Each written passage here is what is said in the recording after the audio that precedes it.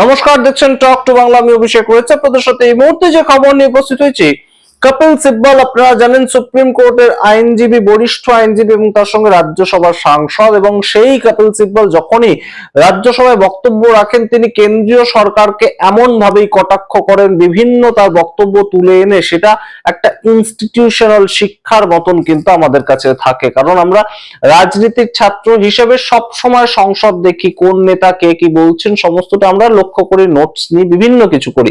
সেই জায়গা থেকে কপিল সিব্বলের বক্তব্য অবশ্যই গুরুতর ভাবে কিন্তু একটা শিক্ষণীয় পর্যায়ে। এবং আজকেও কপিল সিব্বল রাজ্যসভায় বন্দে মাতারম নিয়ে আজকে বলার দিন ছিল, এবং সেই ক্ষেত্রে তিনি বলতে উঠে যা বললেন কেন্দ্রীয় সরকারকে উদ্দেশ্য করে, তাতে বিভিন্ন পয়েন্ট তিনি টাচ করে গেছেন। এবং কপিল সিব্বল যে এই ধরনের কথা বলবে সেটা তো স্বাভাবিক, কারণ মানুষ যখনই বিভিন্ন জায়গায় আক্রান্ত হয়েছে সরকারের দ্বারা, কিংবা সরকারের দ্বারা আক্রান্ত হওয়ার একটা চেষ্টা করা হয়েছে মানুষকে, সেই জায়গাগুলোতে কপিল সিব্বল কিন্তু গিয়ে সুপ্রিম কোর্টে তাদেরকে ন্যায় বিচারটা পেতে অন্তত সাহায্য করেছেন। সেটা হতে পারে ওয়াকফ অ্যামেন্ডমেন্ট বিলের ক্ষেত্রে, সেটা হতে পারে এসআইআর সংক্রান্ত মামলায়, সেটা হতে পারে ইলেকশন কমিশন যে 12তম ডকুমেন্ট হিসেবে আধার কার্ডটাকে গ্রহণ করতে বাধ্য হলো, সেটাও কপিল সিব্বলের জন্য। এবং তার সঙ্গে সোনাম ওয়াংচুক লাদাখ থেকে যে বৈজ্ঞানিককে একদম দেশদ্রোহিতার জন্য ধরে ফেলা হয়েছে ইউএপিএ লাগিয়ে, সেই ক্ষেত্রেও কপিল সিব্বলই তার হয়ে সুপ্রিম কোর্টে কেস চালাচ্ছেন। সুতরাং সেই কপিল সিব্বল যখন রাজ্যসভায় যাবেন, তিনি তো অবশ্যই মোদী বিরোধিতা করবেন। এবং বন্দে মাতারম নিয়ে যে মোদী সরকারের কোনো কিছু বলার থাকতেই পারে না, সেটাকে কিভাবে তিনি ব্যাখ্যা করেছেন আপনারা শুনুন। আপনারা একজন সাধারণ দেশের নাগরিক হিসাবে এই বক্তব্যগুলো শুনুন, আপনারা বুঝতে পারবেন যে দেশের মানুষকে কোন জায়গায় নিয়ে গিয়ে কেন্দ্রীয় সরকারের বিভিন্ন নেতারা ফেলতে চাইছেন। তার কারণটা কি, আমরা এই কথা কেন বলছি, বা কপিল সিব্বল বা কেন বলছেন, তার কারণটা হচ্ছে বিজেপি নেতাদের রিসেন্টলি একটা ট্রেন্ড হয়েছে। আপনারা দেখবেন যে যে কোনো সময় বক্তব্য রাখতে গেলেই তারা 70 বছর আগে, 50 বছর আগে, নেহেরু, পন্ডিত নেহেরু, ইন্দিরা গান্ধী সেই সময় চলে যাচ্ছেন। সোনিয়া গান্ধী যখন ভারতের নাগরিক হননি তখন তিনি ভোট দিয়েছেন, সেই সমস্ত প্রসঙ্গ টেনে এনে অমিত শাহ কি প্রমাণ করতে চাইছেন। অর্থাৎ কোথাও গিয়ে দেশে যে ভোটার লিস্টে কারচুপি হয়েছে সেটার উত্তর দিতে না পেরে অমিত শাহ হঠাৎ করে দেশে কি বলে বসলেন, সারা দেশ যখন তাকে শুনছে তিনি কি বললেন, সোনিয়া গান্ধী যখন ভারতবর্ষের নাগরিক হয়নি তখন তিনি ভোট দিয়েছিলেন। এবং স্বভাবতই সেটা নিয়ে কেসি বেণুগোপাল কথা বললেন। এই যে বিষয়গুলো আমরা তো ইতিহাস জানি, শ্রীমতী গান্ধী যে একবার অ্যারেস্টেড হয়েছিলেন, তারপরে যে এই নিয়ম এসেছিল ভারতবর্ষে যে প্রধানমন্ত্রী থাকাকালীন কাউকে অ্যারেস্ট করা যাবে না, এগুলো তো আমরা জানি। কিন্তু যে প্রশ্নগুলো বিরোধীরা করছে সেগুলো কেন উত্তর দিচ্ছে না? সুতরাং তাদের কাছে কোথাও গিয়ে উত্তর নেই, উত্তরহীনতা, সেটাকে ঢাকতে চাইছে তারা ইতিহাস থেকে তুলে এনে বিভিন্ন বিষয়গুলোকে কেন্দ্র করে। এই কথাটাই বারংবার বলছেন রাহুল গান্ধী, এই কথাটাই বারংবার বলছে বিপক্ষ দলের বিভিন্ন নেতারা।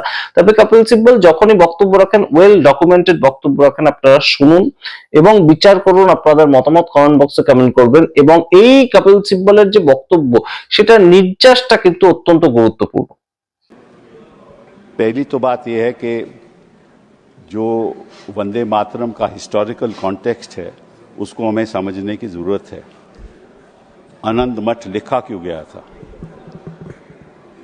और इसके पीछे जो कॉन्टेक्स्ट है वो ये है कि 1770 में बंगाल में फैमिन हुआ, और जब फैमिन हुआ 1770 में, तो निश्चित रूप से जो खाद्यान्न था वो किसानों के लिए उनको मिलना चाहिए था, लेकिन वो मिला नहीं। और जो कॉलोनियल सरकार थी उन्होंने वो खाद्यान्न खुद अपने ट्रूप्स के लिए भेज दिया, और जो होर्डर्स थे वो अपनी खाद्यान्न को होर्ड करने लगे, प्राइसेस बढ़ गई, तो 10 million people in Bengal died in the famine. That is the context in which Anand Math was written. And what Anand Math says is the following, कि उस समय क्या हुआ कि एक सन्यासी का रिबेलियन हुआ, और शांति एक सन्यासन थी जिसका पति उसको छोड़ के चले गया था उसकी कॉलोनियल पावर्स को का सामना करने के लिए, और उस जान देने को तैयार था। तो शांति एक औरत थी जिसने अपने भेष बदला, और एक आदमी के पुरुष का भेष लेकर वो अपने हस्बैंड को ढूंढने गई। वहां जब उसको मिला तो हस्बैंड तो छोड़ के चले गया था, उन्होंने क्या, अब तो हम मिल गए हैं, चल इकट्ठा लड़ाई लड़ते हैं। और इकट्ठा लड़ाई किसके लड़ते हैं? जो अत्याचार करता है। तो उन्होंने दोनों ने अपनी जान दे दी। ये आनंद मठ की कहानी है। ये किसी को आज सदन में किसी ने रखी नहीं। इसके पीछे भेद क्या है कि मातृभूमि की रक्षा करना तो हमारा कर्तव्य है ही, लेकिन एक दूसरा कर्तव्य भी है जिसके बारे में किसी ने कुछ नहीं कहा। वो ये है कि जहां जहां अत्याचार होगा वहां हम विरोध करेंगे। असली आनंद मठ का मतलब ये है, कोई भी अत्याचारी हो, जो अत्याचारी है वो तो वंदे मातरम की बात नहीं कर सकता। जिसके खिलाफ अत्याचार हो वही वंदे मातरम की बात करेगा। सही है, बात तो यही है ना, ठीक है ना, चाहे वो कहीं भी हो। और मैं आपको एक और बात बताऊं, बड़ी इंटरेस्टिंग बात है कि एक अंग्रेज था हेनरी क्रेक, 1937 में उसने ये बोला, जो हमारे स्वतंत्र सेनानी थे उनके बारे में ये बोला, बोले Vande Mataram has been literally the war cry of the terrorist. क्या मतलब था कि जो वहां लड़ाई लड़ रहे थे कॉलोनियल पावर के खिलाफ, उनको टेररिस्ट बुलाया गया। क्यों बुलाया गया? क्योंकि अपने हकों के लिए लड़ रहे थे, इसीलिए बुलाया गया ना। तो आजकल के जो हमारे छात्र हैं वो टेररिस्ट हो गए हैं, हमारे जर्नलिस्ट हैं वो टेररिस्ट हो गए हैं, उनके खिलाफ यूएपीए ये चीजें लग रही हैं ना।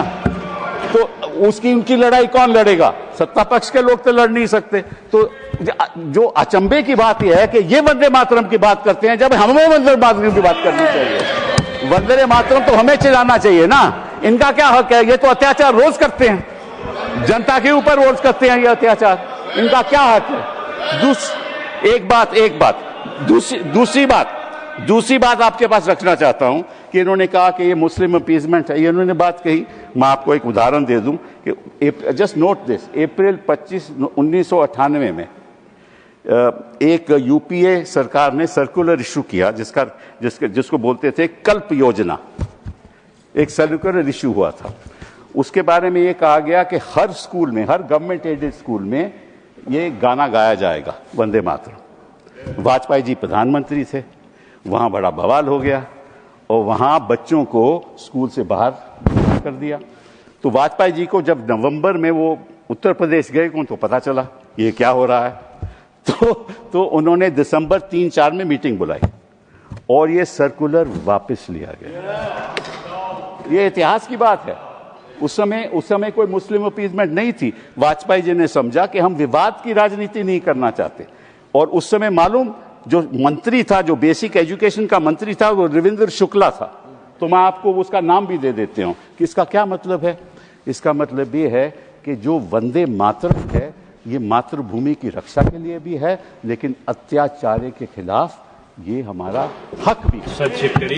हमारा मानव अधिकार है कि जहां जहां अत्याचार होगा हम उसके प्रति प्रोटेस्ट करेंगे। 2 मिनट नहीं, अब सभी के साथ एक सा है और अब मैं सोचता हूँ कि आपको बहुत सारे लोग सुनना चाहते हैं। आप एक विद्वत मुझे बात करनी, लेकिन आप कम समय आते हैं इसलिए कम लोग सुनते हैं। धन्यवाद। अलाउ मी सर, आपकी पार्टी के पास समय नहीं है। महाराजा संजय ओबा, सर 1 मिनट,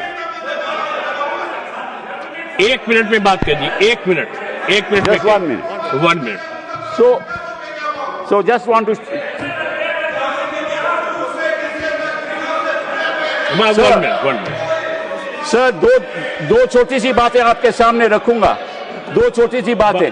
जब ये बात रविंद्रनाथ टैगोर को बताई गई कि भाई इसमें बड़ी विवाद हो जाएगा, तो रविंद्रनाथ टैगोर जी ने क्या कहा ये मैं आपको बताता हूं। To me the spirit of tenderness and devotion expressed in the first portion, the emphasis to give to the beautiful and beneficent aspects of our motherland made a special appeal, so much so that I found no difficulty in dissociating it from the rest of the poem. And this was endorsed by Gandhi ji. This was endorsed by Gandhi ji. This was endorsed by Gandhi ji. He said this was endorsed by Gandhi ji, and Gandhi ji said it is an anti-imperialist cry. It had never meant to me that it was a Hindu song or meant only for Hindus. This is what Gandhi ji said, and he said these are evil days that have come in this country.